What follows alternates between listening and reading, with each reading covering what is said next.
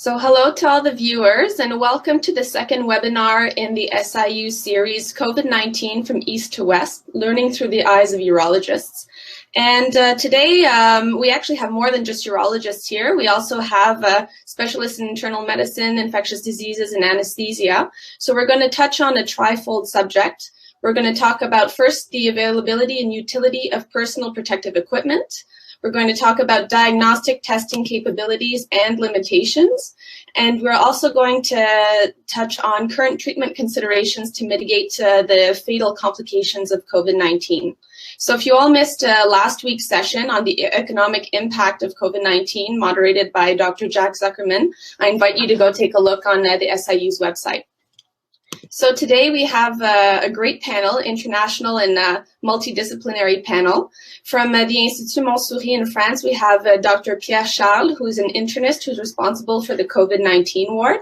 So welcome, Dr. Charles, and thank you for being here. We have Dr. Peter Masek as well, who's a urologist from Montsouris. We have Dr. Christiana Miron, who's an anesthesiologist at the McGill University Health Center, working with me here in Montreal.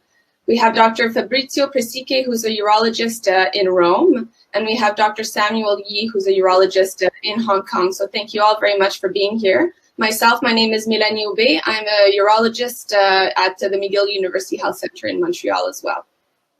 So we're going to start off mainly talking about first PPE, so personal protective equipment. And I'd like to sort of have a sense of how you guys have had PPE access in your hospital. So what type of PPE do you use, and in what situations would you wear it? So in clinic, on the ward, in OR, and does this change according to, if the patient is COVID positive, suspicion versus COVID negative? And also, if you can touch on your institution's formal PPE guidelines, and if you have received formal training on how to don and doff PPE.